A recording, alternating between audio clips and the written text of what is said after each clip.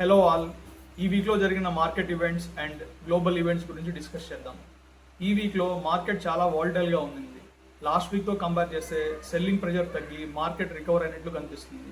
Nifty week స్టార్టింగ్లో 24,000 మార్క్ని cross చేసి 24,300 వరకు వెళ్ళి కరెంట్లీ 23,997 దగ్గర సెటిల్ అయింది.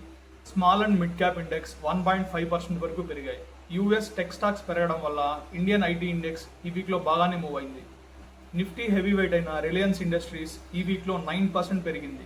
RBI policies and interest rate concern వల్ల బ్యాంకింగ్ స్టాక్స్లో సెల్ ఆఫ్ చూస్తున్నాము. ఇక ఇండియన్ రూపీ విషయానికి వస్తే ప్రతిరోజు డెప్రిషియేట్ అవుతూనే ఉంది. ఇప్పుడు 95 దగ్గర ఉంది. రూపీ వీక్ అవడం అండ్ గ్లోబల్ అన్సర్టినిటీస్ వల్ల ఎఫ్ఐఐస్ ఏప్రిల్ మంత్లో 47,000 కోట్లు సెల్ చేశారు. దానివల్ల రూపీ ఇంకా వీక్ అవుతూనే ఉంది. ఇక జియో పొలిటికల్ ఈవెంట్స్ గురించి మాట్లాడుకుంటే యుఎస్ ఇరాన్ వార్ కొంచెం కూల్ ఆఫ్ అయినట్లే కనిపిస్తుంది. యుఎస్ ఎలాంటి కమెంట్ చేసినా గట్టిగా కౌంటర్ ఇచ్చే ఇరాన్ ఈ మధ్య సైలెంట్ అయిపోయింది అండ్ వార్ ఎండ్ చేయడానికి 14 పాయింట్స్ ప్లాన్ని యుఎస్కి సెట్ చేసింది. సో ట్రంప్ అండ్ టీమ్ దీని మీద రివ్యూ చేస్తారు. నాకైతే డీల్ అంత ఈజీగా అవుతుంది అనిపించట్లేదు. ఎందుకంటే ఇరాన్ ఈ 14 పాయింట్స్లో మేము న్యూక్లియర్ యాక్టివిటీస్ని స్టాప్ చేయము అని మెన్షన్ చేస్తే యుఎస్ డీల్కి అసలు ఒప్పుకోదు. ఎందుకంటే యుఎస్ ఇరాన్ మీద వార్ స్టార్ట్ చేసింది న్యూక్లియర్ యాక్టివిటీస్ని ఎరేస్ట్ చేయడానికి.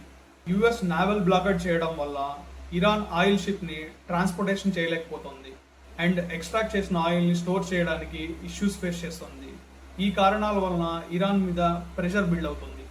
సో ఈ టెన్షన్స్ వల్ల క్రూడ్ ఆయిల్ రోజు రోజుకి పెరుగుతూనే ఉంది. $127 పర్ బ్యారెల్కి వెళ్ళి ఇప్పుడు కొంచెం కూల్ ఆఫ్ అయ్యి $110 పర్ బ్యారెల్ వద్ద ట్రేడ్ అవుతుంది. వార్ స్టార్ట్ అవ్వకముందు పర్ బ్యారెల్ ప్రైస్ $70 దగ్గర ఉండేది. ఇండియా క్రూడ్ ఆయిల్ని ఎక్కువగా ఇంపోర్ట్ చేసుకుంటుంది. క్రూడ్ ఆయిల్ ప్రైస్ పెరిగితే ఎక్కువ డాలర్స్ని పే చేయాల్సి ఉంటుంది. దీనివల్ల ట్రేడ్ డెఫిసిట్ పెరిగి ఇండియన్ ఎకానమీ మీద ప్రెషర్ బిల్డ్ అవుతుంది. క్రూడ్ ఆయిల్ పెరగడం స్టాక్ మార్కెట్కి అసలు మంచిది కాదు. ఇక యుఎస్ మార్కెట్స్ విషయానికి వస్తే యుఎస్ టెక్ కంపెనీస్ మంచి నంబర్స్ని పోస్ట్ చేస్తున్నాయి. దీనివల్ల S&P 500, నాస్డాక్ రోజు ఆల్ టైమ్ హైని కొడుతున్నాయి. డాలర్ ఇండెక్స్ అయితే చాలా స్ట్రాంగ్గా ఉంది అండ్ యుఎస్ బాండ్ ఈల్డ్స్ కూడా పెరుగుతున్నాయి. యుఎస్ బాండ్ ఈల్డ్స్ పెరగడం యుఎస్ గవర్నమెంట్కి అంత మంచిది కాదు. అలా పెరగడం వల్ల గవర్నమెంట్ మీద బర్డెన్ అనేది ఫామ్ అవుతుంది. అండ్ ఈ వీక్లో యుఎస్ ఫెడరల్ బ్యాంక్ మీటింగ్ అయితే జరిగింది. అందులో మార్కెట్ ఎక్స్పెక్ట్ చేసినట్లుగానే రేట్ హైక్ లేదా రేట్ కట్ చేయకుండా ఇంట్రెస్ట్ రేట్స్ని అలాగే వదిలేశారు. నిఫ్టీ సపోర్ట్ విషయానికి వస్తే 23,900 దగ్గర ఫస్ట్ సపోర్ట్, అది బ్రేక్ అయితే నెక్స్ట్ సపోర్ట్ 23,550. రెసిస్టెన్స్ విషయానికి వస్తే 24,350 ఈజ్ ద ఫస్ట్ రెసిస్టెన్స్.